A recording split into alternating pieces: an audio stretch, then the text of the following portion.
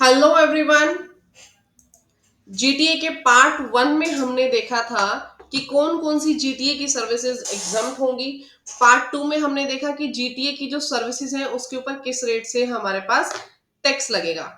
Part three में हम GTA की वो सर्विसेज देखेंगे जिनके ऊपर आरसीएम एप्लीकेबल होता है, यानी रिवर्स चार्ज मैकेनिज्म के अंदर जीटीए की कौन कौन सी सर्विसेज आएंगी।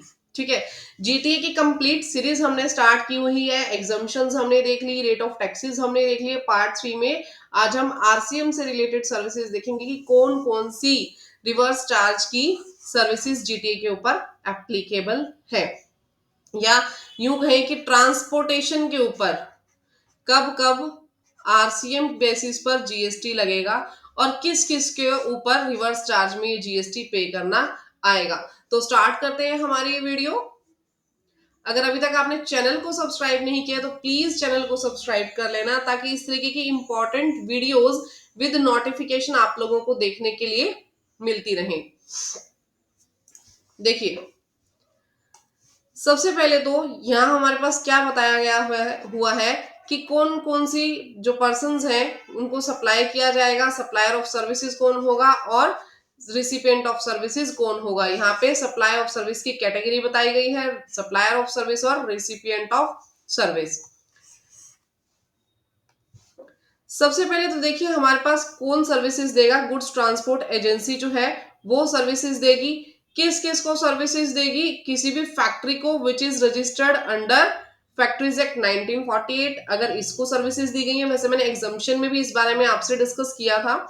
Society which is registered under society registration act 1860, cooperative society को अगर सर्विसेज दी जा रही है, या फिर किसी ऐसे पर्सन को सर्विसेज दी जा रही है जो सीजीएसटी, एसजीएसटी या आईजीएसटी एक्ट में ऑलरेडी रजिस्टर्ड है, या फिर यूटीजीएसटी एक्ट में ऑलरेडी रजिस्टर्ड है। किसी भी बॉडी कॉर्पोरेट को अगर सर्विसेज दी जा रही है, पार्टनरशिप फर्म को कोई भी सर्विसेज दी जा रही है, चाहे वो रजिस्टर्ड हो या ना हो, under any law including association of persons. Partnership firm के साथ एओपी भी इसके अंदर आ जाएगा और सीटीपी भी इसके अंदर आ जाएगा। ठीक है जी। अगर इन सातों लोगों को सर्विसेज आप दे रहे हो, ध्यान रखिएगा सीटीपी कौन सा है।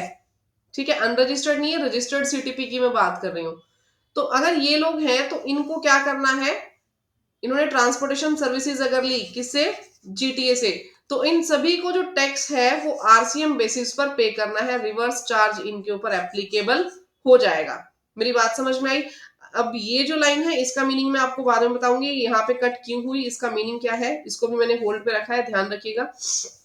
अब अगर ये जो रिसिपिएंट ऑफ सर्विसेज है, अगर इन रिसिपिएंट ने, ये जो फैक्ट्री थी, सोसाइटी रजिस्ट्रेशन वाले थे, सोसाइटी रजिस्टर्ड जो है, कोऑपरेटिव सोसाइटी, जो भी पर्सन रजिस्टर्ड है सीजीएसटी, एसजीएसटी, आईजीएसटी या यूटीजीएसटी में, body corporate, partnership firm, AOP, अगर इन्होंने कोई भी सर्विसेज ली जीटीए की, या सीटीपी ने कोई सर्विसेज ली जीटीए की, तो ये सारी की सारी सर्विसेज आरसीएम बेसिस पे टैक्सेबल हो जाएंगी इन सभी को। देखिए इन सभी के नाम इसमें आ रहे हैं।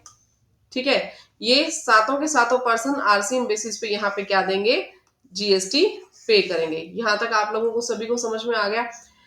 लेकिन इसके अंदर एक चीज आप लोग ध्यान से देखिएगा, these person must be located in taxable territory. इन लोगों का टैक्सेबल टेरिटरी के अंदर लोकेटेड होना भी जरूरी है। यानी अगर इनमें से कोई भी पर्सन इंडिया के बाहर है, हमने किसी ऐसे पर्सन को सर्विस दी, इन सातों में से जो हमने सर्विसेज दी है, ऐसे किसी पर्सन को दी जो कि इंडिया के भी बाहर है, तो उसके ऊपर आरसीएम बेसिस पर जो जीएसटी है वो एप्लीकेबल नहीं होगा, क्योंकि ये लोग टैक्सेबल टेरिटरी के बाहर हैं उस केस में। मेरी बात समझ में आई?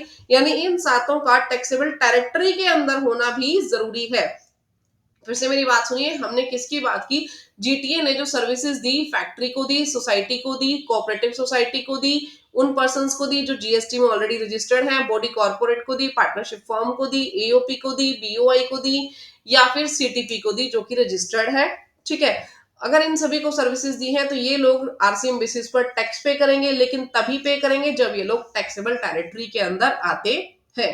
ठीक है जी। नाउ इसके बाद क्या लिखा हुआ है, प्रोवाइडेड दैट, इसमें से कुछ भी अप्लाई नहीं होगा, nothing contained in this entry apply where services is supplied by GTA by way of transportation of goods और carriage to department of central government, state government और यूनियन टेरिटरी, यानी department of central government, state government या union territory को services दी हो, local authority को दी हो या फिर गवर्नमेंट एजेंसी को दी हो, तो आपके पास आरसीएम एप्लीकेबल नहीं होगा। ठीक है, ये कौन से लोग हैं ये भी ध्यान रखिएगा, वो लोग जिन्होंने सिर्फ टीडीएस टीसीएस पर्पस के लिए जीएसटी में रजिस्ट्रेशन लिया है, अदरवाइज इन्हें जीएसटी रजिस्ट्रेशन की जरूरत नहीं थी। अगर CGS central government, state government, ये यूनियन टेरिटरी, ये जो गवर्नमेंट्स हैं इन्होंने सिर्फ और सिर्फ टीडीएस टीसीएस पर्पस के लिए सेक्शन 51 के अकॉर्डिंग अगर अपना जीएसटी रजिस्ट्रेशन लिया है तो आपने यहाँ पे आरसीएम एप्लीकेबल नहीं करना। नेक्स्ट अगर हम देखें, अगर सप्लायर ने रजिस्ट्रेशन लिया है फॉरवर्ड चार्ज के लिए, ठीक है, एक्सरसाइज द ऑप्शन टू पे GST on services of GTA supplied by him under what forward charge. तो फॉरवर्ड चार्ज के केस में भी आपके पास यहाँ पे जो एंट्री दी हुई है ये अप्लाई नहीं होगी, यानी कि अगर जीटीए जो है, जीटीए के पास आपको पता है दो ऑप्शन है, ठीक है, एक तो फॉरवर्ड चार्ज है, दूसरा रिवर्स चार्ज है।